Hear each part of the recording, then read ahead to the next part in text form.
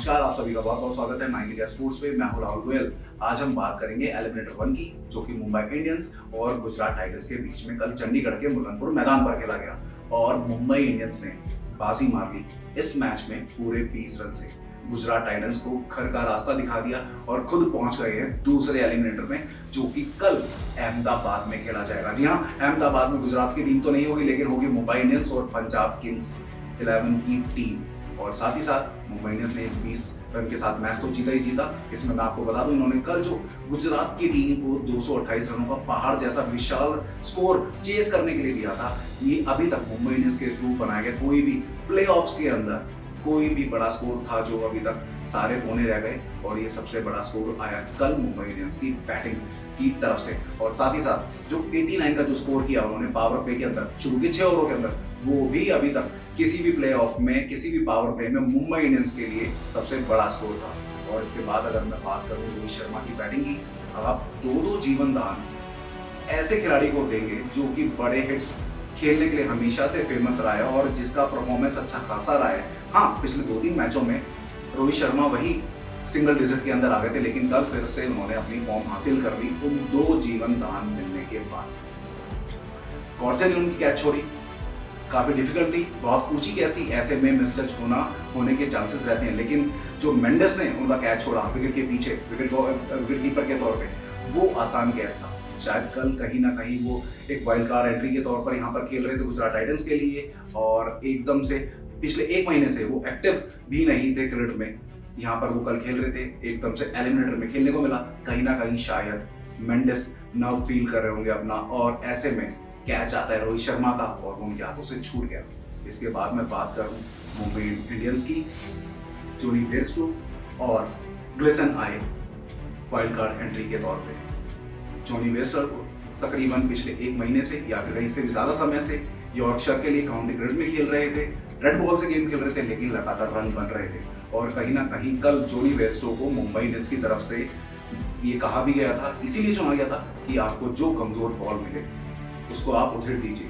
और इसके बाद बात करें हम हार्दिक पांड्या और शुभमन गिल की, जब वो टॉस करने आए, कहीं ऐसा तो नहीं, छोटी सी राइवलरी यहाँ पर शुरू हुई इन दोनों के बीच में। कल के मैच के दौरान टॉस जीता मुंबई इंडियंस ने, हार्दिक पांड्या ने, और बैटिंग चुनी। लेकिन इसके बाद जब टॉस होने के बाद जब दोनों कप्तान हाथ मिलाते हैं, हार्दिक पांड्या बड़े हाथ मिलाने के लिए शुभमन गिल की तरफ, ऐसे में शुभमन गिल ने दूसरी तरफ देखा और वो निकल गए। लेकिन जब शुभमन गिल आउट हुए, प्लम आउट हुए, हार्दिक पांड्या दौड़ते हुए उनके पास से निकले चीखते हुए। और कहीं ना कहीं ये भी कहा जाना चाहिए कि ये थोड़ी सी हेल्दी राइवलरी है। हाँ, हम एक दूसरे के खिलाफ हैं इस मैच में, इंडियन टीम के खिलाड़ी के तौर पे नहीं, सिर्फ आईपीएल के इस मैच में 2 टीमों की तरफ से। हार्दिक पांड्या की बात करूं, यहाँ पे आखिर में आखिरी ओवर में जो 21 रन उन्होंने बनाए, और उनकी जो बैटिंग, जो बैट स्विंग आती है भाई, वो जो हिप से जो एनर्जी जनरेट करते हैं हार्दिक पांड्या, उसके बाद भाई बॉल कनेक्ट होने के बाद कोई भी बाउंड्री यहाँ पे छोटी पड़ जाती है जब हार्दिक पांड्या के बैट से लगने के बाद बॉल निकलती है। और कल वही नजर आया आखिरी ओवर में, उनके अंदर कहीं ना कहीं एक रिजर्व रहता है उनके टैंक में, और ऐसे बड़े मैचों में जब उनकी ये परफॉर्मेंस देखने को मिलती है यूजुअली हमें, वो एक बड़े मैचों के मैच विनिंग प्लेयर हैं। और कल आखिरी ओवर में जो 21 रन उन्होंने बनाए, यही 21 रन शायद, मैं ये कहूँगा शायद ही नहीं, यकीनन कल ये 21 रन गुजरात टाइटंस के हाथ से इस मैच को निकाल कर देगा। 208 रन बनाए गुजरात टाइटंस ने, और पूरे 21 रन एक्स्ट्रा बने यहाँ पर आखिरी ओवर में। कहीं ना कहीं गुजरात टाइटंस की कोशिश थी कि आखिरी ओवर में हम कंट्रोल कर लेंगे स्कोर को और 210 के आसपास मुंबई इंडियंस को समेट देंगे या फिर रोक देंगे, लेकिन ऐसा नहीं हो पाया। सिर्फ और सिर्फ हार्दिक पांड्या के वो पावर शॉट्स की वजह से 21 रन आए और मुंबई इंडियंस यहाँ पर जीती 20 रनों से। गुजरात की बैटिंग स्टार्ट हुई, शुभमन गिल तो आते ही आउट हो गए। दूसरी गेंद पे क्लीन प्लम्प थे वो, सामने बॉल लगी आगे, और उन्होंने डीआरएस भी लिया यहाँ पर, लेकिन कोई फायदा नहीं हुआ, चौके बने। उसके बाद साई सुदर्शन कल 80 रन में 10 बाउंड्रीज लगाई, 750 रन इस पूरे सीजन में बना चुके हैं। अभी तक ऑरेंज कैप उन्हीं के सर पे बनी हुई है लगातार, और ये देखना भी दिलचस्प हो गया आखिरी के 2 मैचों में कौन इनके आगे। सूर्य कुमार यादव ही इनके आसपास 650 के आसपास है, तो लगता नहीं कि वो इनको सरपास कर पाएंगे या नहीं, कहना मुश्किल होगा। 2 मैचेस हैं, अगर मुंबई इंडियंस का कल ही यहाँ पर सफर खत्म हो जाता तो यकीनन 100 रन बनाना काफी डिफिकल्ट है। T20 में बना दे तो एक अलग बात हो सकती है, लेकिन 759 का स्कोर ही करके गए हैं। और क्या बैटिंग की है उन्होंने, वही ओल्ड स्कूल वाला जो गेम है ना, क्रिकेट को अगर मैं कहूँ तो वो क्लासिक ही रहेगी, चाहे आप कितना भी कह लें, लोग कितना भी कह लें कि क्रिकेट बदल चुकी है, क्रिकेट बदल रही है, पजामा क्रिकेट में अलग चली गई है, T20 में टेस्ट की गेम अलग। जो ये ग्राउंडेड शॉट खेल के जो लड़का दिखा रहा है ना साई सुदर्शन, कल 80 रन में 10 बाउंड्रीज लगाई, चौके चौके, सिर्फ एक छक्का लगाया, कहीं भी हवा में नहीं खेल रहा है बंदा, आगे पीछे स्कूप शॉट लो, स्ट्रेट ड्राइव लो, लॉन्ग ऑफ पे लो, लॉन्ग ऑन पे लो, कवर ड्राइव लो, सारे के सारे शॉट ये बंदा खेल के दिखाता है, ये लड़का खेल के दिखाता है और दिखाता है कि क्रिकेट किस तरीके से खेली जा सकती है। अधिकतर लड़कों का, अधिकतर प्लेयर्स का ये कोशिश होती है IPL में या फिर किसी भी T20 फॉर्मेट में कि रिस्क लें और गेम को खेले, लेकिन भाई इस बंदे की बैटिंग को देखकर ऐसा लगता है इश्क वाला लफ्ज़, बैटिंग को ये दिखाता है कितनी आसान है, कितने अच्छे से गेम खेली जा सकती है। और साई सुदर्शन ने कल यहीं पर यही करके दिखाया। कुशल मेंडिस शायद 20 रन बनाए।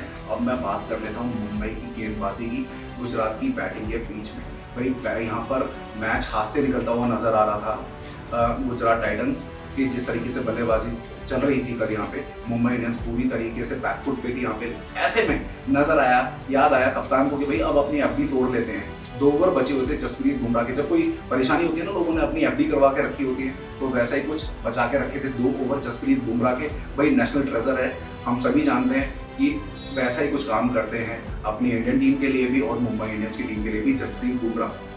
जसप्रीत बुमराह को अगर आप लेकर आ रहे हैं तो यकीनन आपसे यही उम्मीद की जाएगी कि आप वहां पर विकेट लें जसप्रीत बुमराह से। जसप्रीत बुमराह आए, इस तरीके की लेग स्टंप पे जो यॉर्कर डाली, सीजन के शुरुआत में उन्होंने यॉर्कर डालने की कोशिश करी जो कि लो फुल टॉस बन गई, लेकिन अब एकदम सटीक उनकी गेंदें पड़ रही है। और कल वॉशिंगटन सुंदर को जिस तरीके से उन्होंने क्लीन बोल्ड किया, भाई चारों खाने चित घुटनों पे ला के रख दिया। वो कोशिश कर रहे थे कि ऑफ साइड के बाहर मारे, क्योंकि सारे खिलाड़ी वहां से दायरे में अंदर थे, और यहाँ पे जसप्रीत बुमराह ने लेग स्टंप पे उन्हें बॉल डाली। या तो भाई आप क्या कहते हैं डीप लॉन्ग ऑफ पे आप मारिए, या फिर पीछे आप शॉट मारिए जहाँ पर हमें कैच मिल सके या फिर रन रुक सके, बाउंड्री ना जाए। लेकिन वहाँ पर वॉशिंगटन सुंदर चूके और धराशायी हो गई पूरी की पूरी बैटिंग। और इसके बाद जब साई सुदर्शन को आउट किया ग्लेसन ने, तो यहाँ पे मैच पूरे का पूरा कंट्रोल में आ गया, पूरा हाथ में आ गया मुंबई इंडियंस के, और पारी पर खत्म हुई, मुंबई इंडियंस जीत गई है। अब कल देखने में दिलचस्प रहेगा कि आखिर अहमदाबाद में पंजाब और मुंबई में से कौन जीतता है। इसके बारे में प्रीव्यू वीडियो मैं डालूंगा कल, आप देखिएगा। और हो सके तो मेरे इस वीडियो को शेयर कीजिए, लाइक कीजिए, चैनल को सब्सक्राइब कीजिए और जुड़े रहिए माइक इंडिया स्पोर्ट्स के साथ।